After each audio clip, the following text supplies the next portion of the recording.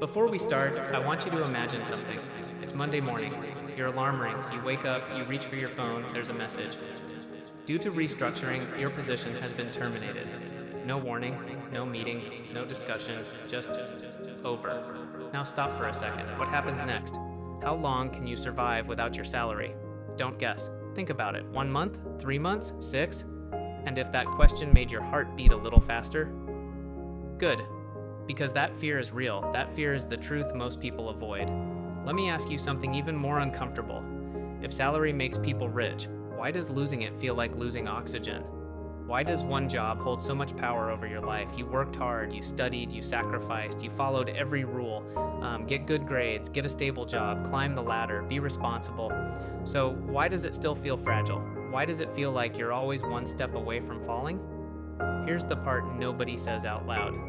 A salary gives you income, but it also gives you dependency. And dependency feels safe until it isn't. Every month you feel powerful on payday. Your bank balance looks strong. You feel in control. For a moment you feel secure.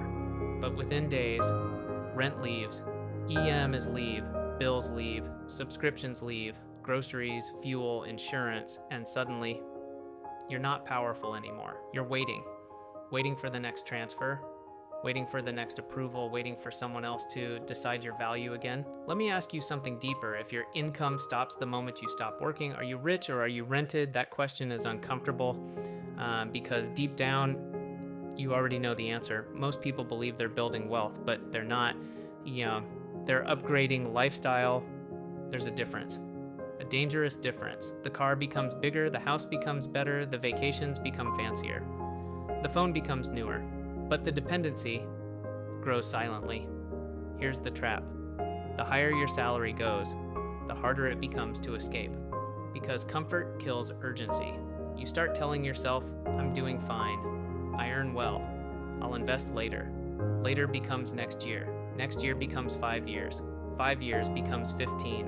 And one day you wake up and realize you've been earning for years, but you're still not free. Why? Because salary was never designed to make you rich. It was designed to make you productive. And productive people don't question the system, they just keep running. Promotion to promotion, bonus to bonus, year to year. The system doesn't break loudly, it breaks slowly. Inflation eats silently, expenses grow quietly. Opportunities pass unnoticed. Until one day, you're 45, and you ask yourself, why does it still feel like I can't stop? Stay with me, because in the next part, I'm going to show you the invisible trap that keeps even high earners stuck for decades, without them even realizing it, and once you see it, you won't be able to unsee it. Let's zoom into your real life. Not theory, not motivation, just reality. You wake up early, maybe you're tired, but you still go. Traffic, deadlines, meetings, targets. You give your best hours, your sharpest hours, to someone else's system. Your energy, your focus, your creativity, and at the end of the month, you get paid. And for a moment, it feels good. You check your bank balance, you feel relief, you tell yourself, I'm doing okay, maybe even I'm doing well. But that feeling doesn't last, because within days, the money starts disappearing. Rent or mortgage, car EMI, credit card bill, groceries, fuel, electricity, subscriptions you forgot to cancel, insurance, automatic deductions, silent withdrawals, and suddenly, your good salary feels normal again. Not powerful, just necessary. Let me ask you something honestly.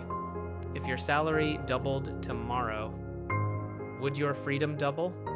Or would your expenses double first? Be honest with yourself. Because this is the invisible shift most people never notice. As income rises, lifestyle rises faster. You move to a better apartment, you upgrade your phone, you upgrade your car, you start eating at better places, you upgrade your social circle. You don't feel richer, you feel upgraded. But upgraded is not the same as wealthy. Here's where it becomes dangerous. Your fixed expenses grow quietly, your standards rise, your needs expand. The bigger your lifestyle, the bigger your dependency. Now imagine this clearly. You earn $3,000 per month. Your expenses are $2,800. There's not much margin. Now you earn $6,000 per month. Your expenses become $5,500. You're earning more. On paper, you look successful. But are you freer? Or are you just maintaining a more expensive cage? And the scariest part? You don't even feel trapped, because everyone around you is doing the same thing. Friends buying houses, colleagues buying cars, social media showing success, new watches, new vacations, new announcements, so you assume this is progress. But let me ask you something deeper. When was the last time you calculated how many months can I survive without working? Not guessing, actually calculated. Most people avoid that question because the answer exposes the truth. You don't own your time, your salary owns it. Now let's talk about stress. Why do high earners still feel pressure?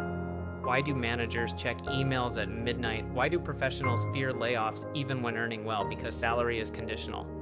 It depends on performance, it depends on market conditions, it depends on company decisions, it depends on economic cycles, and you don't control those. So even if you earn well, your peace depends on factors you don't control. That's not wealth, that's managed risk.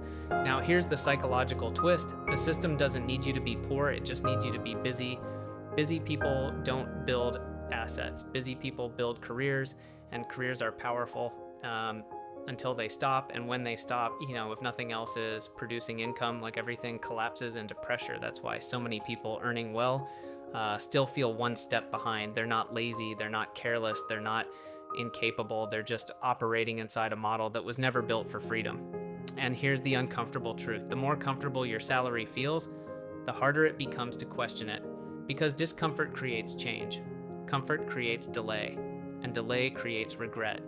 Years pass quietly, responsibilities increase, risk tolerance decreases, and one day you look back and wonder why you never built something that worked without you. In the next part, I'm going to show you the invisible mechanism that separates employees from owners, and once you see it, you'll never look at salary the same way again. Now we reach the part nobody explains clearly. There are only two financial realities in this world. You work for money, or money works for you. That's it. There is no third option. Salary belongs to the first category. You give time, you receive money. No time, no money. It's a direct exchange. Now here's the uncomfortable question. How many hours can you physically work in your lifetime? There's a limit. Your energy declines, your health changes, your priorities shift, markets evolve, time is finite. So if your income is directly tied to your time, your income is capped, even if the salary is high. Now compare that with a different model. Money works for you. You build something once, and it continues generating income, not because you showed up today, but because you built a system. That system could be investments, equity, digital assets, a business, ownership in something scalable. Notice the difference. Employee income is active. Owner income is leveraged, and leverage is where wealth lives. Let me simplify it even further. If you stop working tomorrow, employee income stops. Owner income may continue. That gap, that single gap, is the line between salary and wealth. Now, here's where most people get confused. They say, I'll focus on assets later. First, let me increase my salary. I'll start investing seriously after my next promotion. It sounds logical, it feels responsible, but here's the trap. The higher your salary, the stronger your comfort. The stronger your comfort, the weaker your urgency. And urgency is required to build assets. Because asset building is uncomfortable, it requires learning new skills, it requires risk, it requires delayed gratification, it requires patience. Salary gives instant reward. Assets give delayed reward. And most people choose instant, not because they're foolish, because they're human. Now let me ask you something very direct. How many hours did you work last year? 2,000? More? Now ask yourself, how many hours did your money work last year? Did your money generate income without you? Did it multiply? Did it compound? Or did it just sit in your bank account, quietly losing value to inflation? Inflation doesn't knock on your door, it doesn't send a warning, it slowly reduces purchasing power. If your salary increases by 5%, but inflation is 6%. Are you progressing or slowly losing ground? This is the invisible erosion nobody talks about. You feel like you're moving forward, but the ground beneath you is shifting. Now here's the deeper psychological layer. Employees are trained for security. Owners are trained for uncertainty. Employees optimize for stability. Owners optimize for leverage. Society celebrates salary more than ownership. When someone gets a promotion, we clap. When someone builds an asset quietly, no one notices. There's no applause for compounding, no ceremony for equity. But 10 years later, the results speak. Let me give you a simple contrast. Employee mindset, how can I earn more per hour? Owner mindset, how can I multiply 1 hour? That difference seems small, but over 20 years, it becomes massive. Salary is linear. Assets are exponential. Linear income grows step by step. Exponential income compounds. And compounding is the quiet superpower of wealth. Here's the real reason salary alone won't make you rich. It consumes your best time. Your most energetic years are spent maintaining income, maintaining performance, maintaining position, instead of building systems. And when you finally think about building assets seriously, you're tired, responsibilities are heavier, risk feels scarier, energy is lower. That's the invisible mechanism. Not a conspiracy, not evil, just structure.